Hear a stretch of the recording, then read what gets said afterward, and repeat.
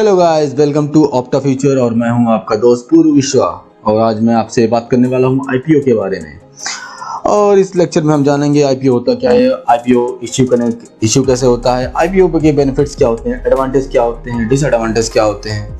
ये सब आपको इसी वीडियो में जानने को मिलेगा। लेकिन बिफोर वी बिगिन, अगर आप मेरे चैनल पर नए हैं तो इस चैनल को सब्सक्राइब कर लें और बेल आइकन को जरूर प्रेस करें। आईपीओ को हम ऐसे समझ सकते हैं कि जब कोई कंपनी फर्स्ट टाइम कंपनी के शेयर को हमें या आपको ऑफर करती है, यानी कि पब्लिक को ऑफर करती है, तो उसे हम आईपीओ यानी कि इनिशियल पब्लिक ऑफरिंग कहते हैं। इसे जानने से पहले थोड़ा सा बैकग्राउंड में जाते हैं और ये जानने की कोशिश करते हैं कि आईपीओ का कॉन्सेप्ट आया कहाँ से। सपोज करिए कि आप और आपके फ्रेंड हैं जिनके पास कुछ आइडियाज हैं और आपको उस आइडिया पे वर्क करना है। तो सबसे पहला रिक्वायरमेंट क्या होगा आपका? पैसा। अब पैसा कहाँ से आएगा?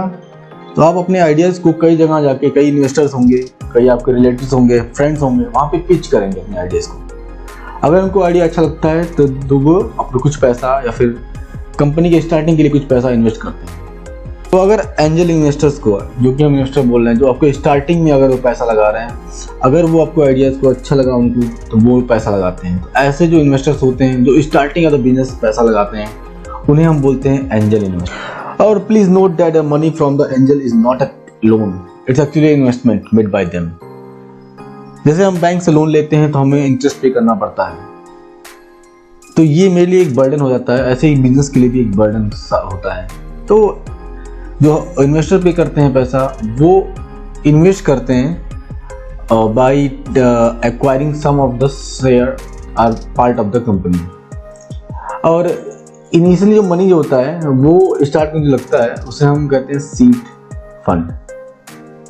और इसे हम सीड फंड ही बोलते हैं क्योंकि ये इनिशियली जो पैसा रिक्वायर्ड होता है for the starting of business, इसके लिए यूज किया जाता है।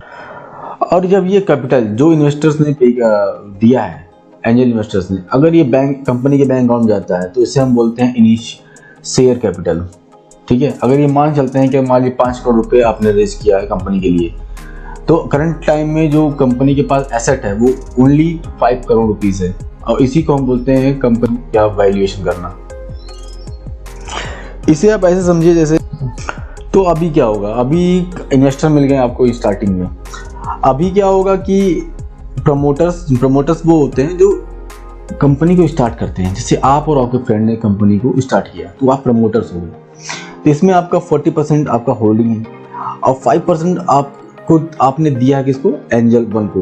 एंजल वन कौन है? जो फर्स्ट इन्वेस्टर है। और सेकंड इन्वेस्टर को दिया है 5%। और इस तरह से आपने कुछ 50% आपका जो है कैपिटल लोगों में शेयर हो गया है। लेकिन अभी भी 50% बचा हुआ है जो कि कंपनी के नाम पे है। अब देखिए 1-2 साल हो बीत चुके हैं, कंपनी अच्छी खासी इनकम कर रही है और जो बैलेंस शीट है काफ़ी अच्छा है। तो आप on basis of that you want to raise more money, means आप अपने बिजनेस को एक्सपेंड करना चाहते हैं। अभी आप एक स्टेट में थे, आप दूसरे स्टेट में अपना एक ऑफिस खोलना चाह रहे हैं, अपने आप के बिजनेस को सेटअप करना चाह रहे हैं, तो उसके लिए आपको और पैसे की रिक्वायरमेंट होगी। तो आपके पास पहला ऑप्शन होता है कि आप बैंक के पास जाएं, वहाँ से आप लोन लें। लेकिन लोन लेने में क्या होता है कि आपको बैंक इंटरेस्ट पे करना पड़ता है, वो बहुत ही हैवी हो जाता है क्योंकि आप छोटे मोटे कैपिटल लेते नहीं, बड़े कैपिटल पे काम करते हैं, तो इट्स बिकम वेरी रिस्की। तो सेकंड इसमें आता है कि आपके बिजनेस सेटअप होने के बाद जो आपको फर्दर बिजनेस एक्सपेंड करना है, तो उसमें आते हैं आपके वेंचर कैपिटलिस्ट। वेंचर कैपिटलिस्ट होते क्या हैं? Venture capitalist basically angel investor ही होते हैं, लेकिन थोड़े से बड़े लेवल पे होते हैं। ये पैसा ज़्यादा इन्वेस्ट करते हैं, इनका कंपनी में स्टेक ज़्यादा होता है और ये भी early stage mean second stage में आपकी कंपनी को सपोर्ट। और अभी हम डेटा देखें तो प्रमोटर्स के पास, जैसे कि हमने पहले डिस्कस किया था, 40% स्टेक है। एंजल 1 एंजल 2 के पास 5% एंड वेंचर कैपिटलिस्ट के पास 14%। तो टोटल हमारे पास जो कंपनी के शेयर थे 64% सबके पास हैं। लेकिन अभी भी हमारे पास 36% शेयर जो है हमारे पास बचे हुए हैं कंपनी के, जो कि इश्यू नहीं हुए हैं। तो अभी कंपनी क्या करेगी? लेट्स सपोज अभी इसको वेंचर कैपिटलिस्ट मिल गया, एक अच्छा खासा पैसा मिला और उसने दूसरे स्टेट में, तीसरे स्टेट में अपना एक पूरा बिजनेस सेटअप किया। नाउ अगर कंपनी को और फर्दर एक्सपेंड करना है, और भी एक्सपेंड करना है इंटरनेशनल लेवल पे जाना है और पैसे चाहिए, तो उसके सबसे इजी तरीका होता है आईपीओ को लॉन्च करना। इसलिए कंपनियां जो है अक्सर पब्लिक हो जाती हैं और वो अपने शेयर्स को आईपीओ के थ्रू पब्लिक को डिस्ट्रीब्यूट करती है।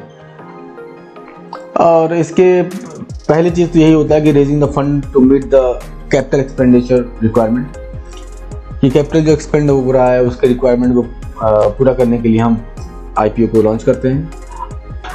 और दूसरा होता है कि बैंक से हमें लोन ना लेना पड़े ताकि हमें इंटरेस्ट पे ना करना पड़े, क्योंकि कभी कभार ऐसा होता है कि हम ज़्यादा इंटरेस्ट पे करते हैं, हमारा इनकम कम रहता है। लेट्स सपोज 50 रुपीज़ हमें इनकम आ रही है और हम उस पर 60 रुपीज़ इंटरेस्ट पे कर रहे हैं हमारे टोटल पे, तो हम 10 रुपीज़ कहने के लॉस में है, जबकि हमारी कंपनी जो है फायदे में है।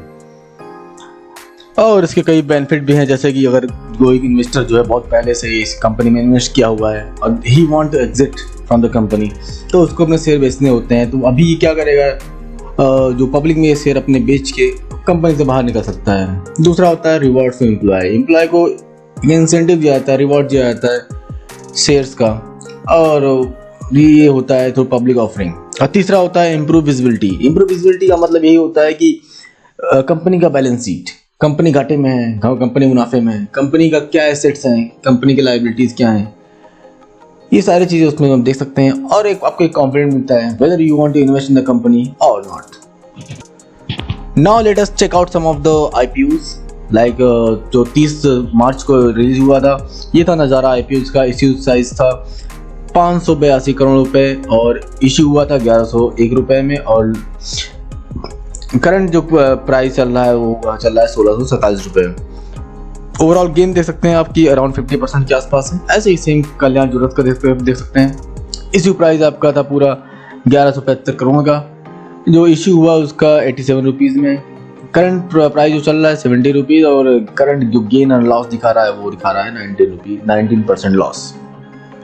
तो इसी तरह सेम वे 10 सूर्योदय स्मॉल, क्राफ्टमैन, लक्ष्मी ऑर्गेनिक, अनुपम रसायन, ऐसे ही ढेर सारे आईपीओज आते रहते हैं। और इन द एंड अगर आप ऐसे आईपीओज को आप भी खरीदना चाहते हैं, आप भी अपने डीमैट अकाउंट में चाहते हैं, तो आप किसी भी ब्रोकर के थ्रू, चाहे वो जीरोधा हो, अप स्टॉक हो, फायर हो, वहाँ से डायरेक्टली वहाँ से आप परचेज कर सकते हैं। मिलते हैं अगले वीडियो में। Thank you for listening. नमस्कार।